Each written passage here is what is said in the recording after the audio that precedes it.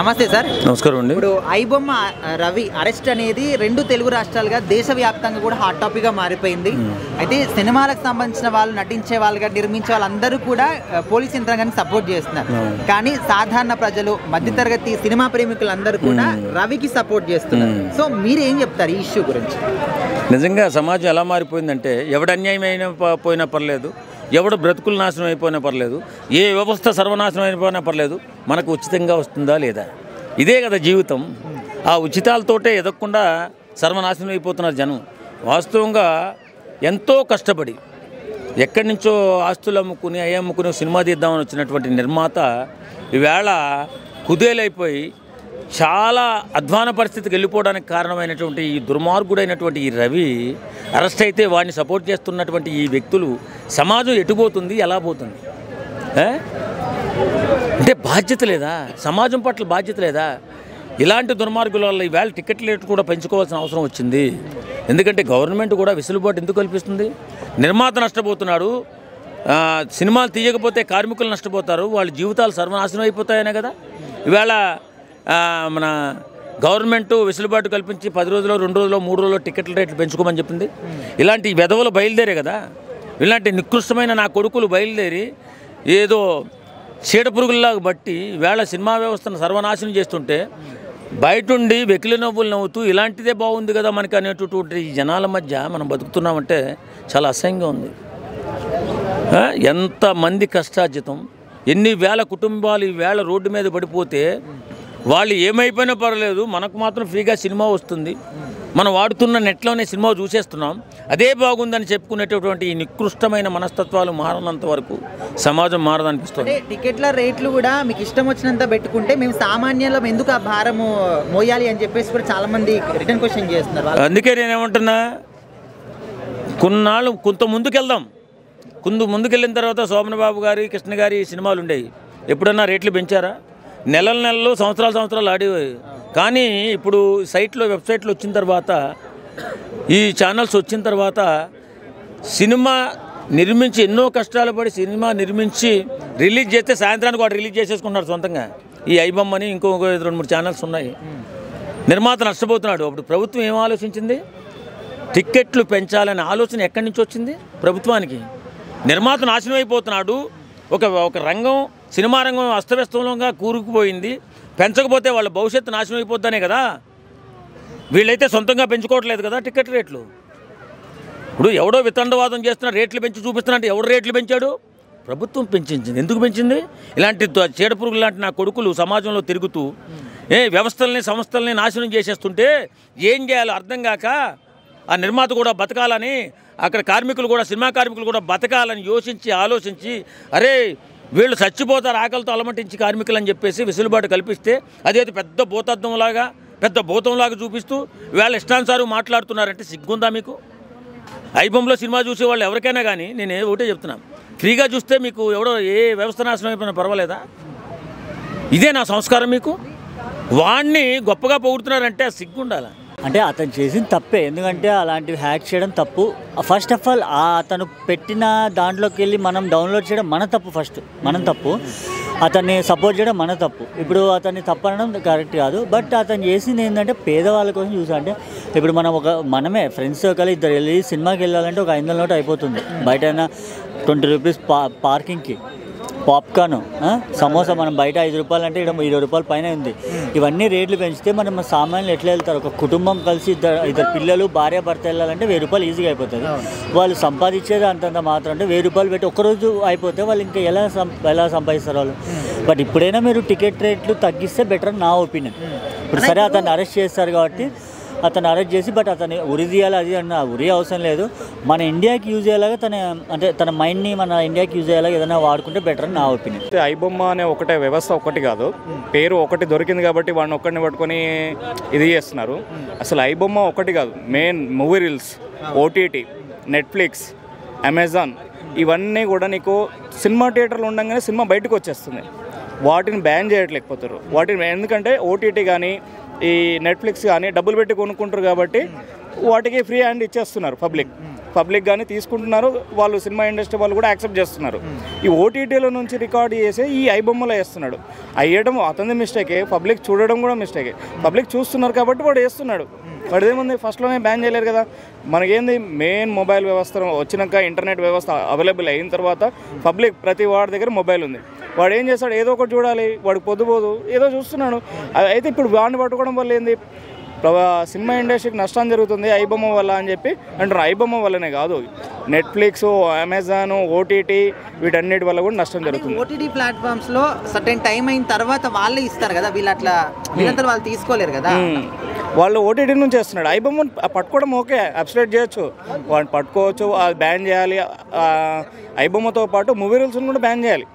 మొత్తం నెట్ వ్యవస్థలో నీకు ఎక్కడి నుంచి అప్లోడ్ అవుతుంది, ఎక్కడి నుంచి అవుట్పుట్ వెళ్తుంది, ఇన్పుట్ రాకుండా అవుట్పుట్ రాకుండా కంట్రోల్ చేయగలిగితే ఇంకా బెస్ట్. అని ఇదంతా కూడా మెయిన్గా టికెట్లు చాలా హైగా పెంచడం వల్లనే ఇట్లా చేస్తున్నారు, ఇట్లాంటివి వస్తున్నాయని చెప్పేసి చాలా మంది అంటున్నారు. మీరు కూడా అదే రీజన్ చెప్తారా?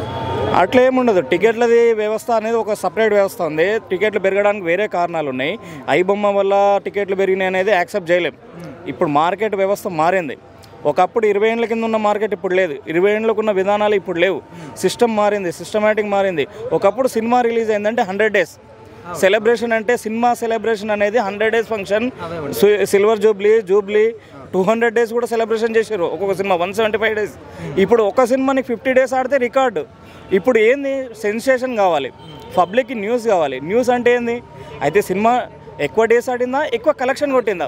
ఇప్పుడు సినిమా ఎక్కువ డేస్ పోయి ఎక్కువ కలెక్షన్కి వచ్చింది. ఆ కలెక్షన్ మారుతున్న టైమింగ్లో ఏమవుతుంది, ప్రతి నిర్మాతకి, ప్రతి డైరెక్టర్కి, ప్రతి ప్రొడ్యూసర్కి ఒక్కొక్క థియేటర్స్ కంపల్సరీ ఉన్నాయి. ఒక్కొక్క ప్రొడ్యూసర్కి 10ల సంఖ్యలో థియేటర్స్ ఉన్నాయి.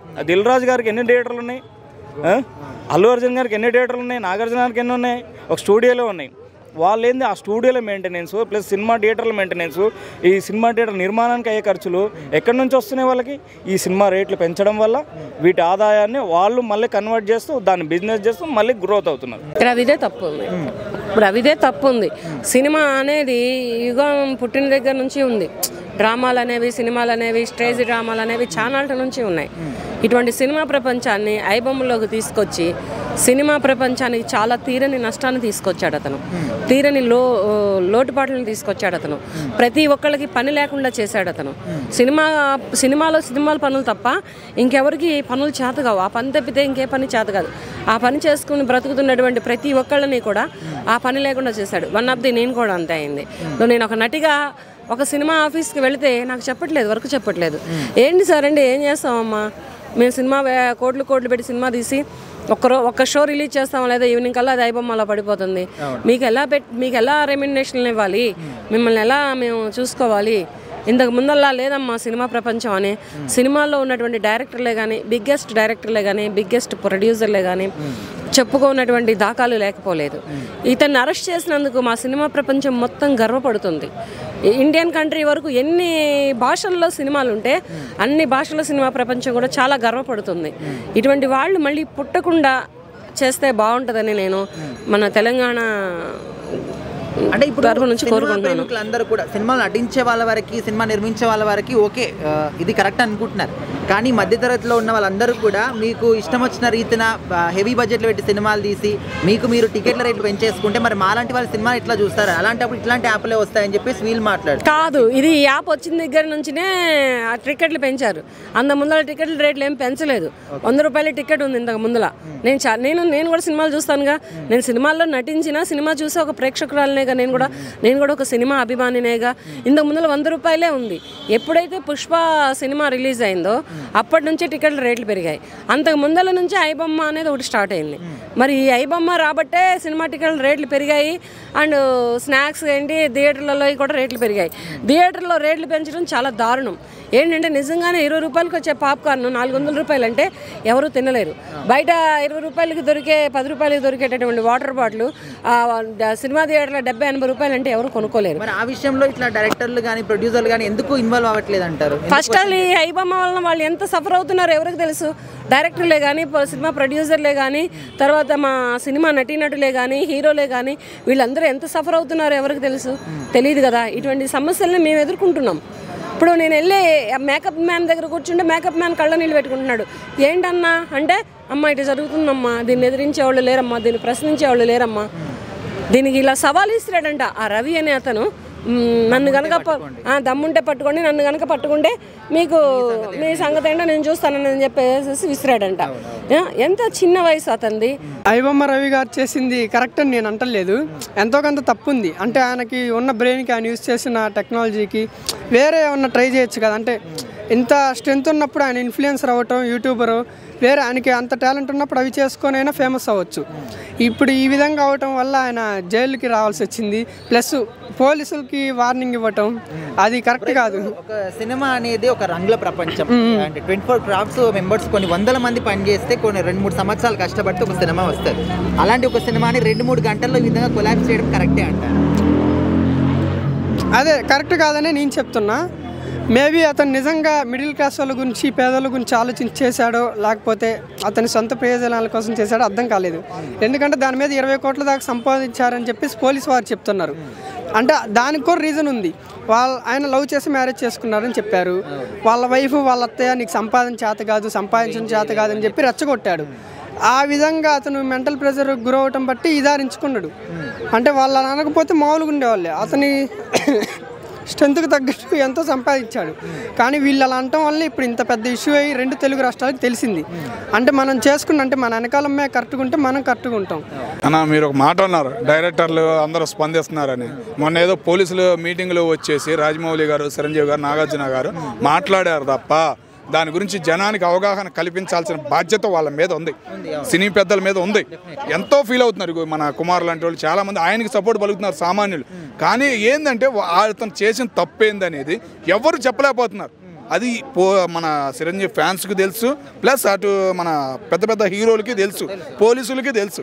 కానీ జనానికి తెలిసేటట్టు చేయాల్సిన బాధ్యత ప్రతి హీరో మీద ఉంది, లేదంటే ప్రతి సినిమా మీద దెబ్బ పడిద్ది.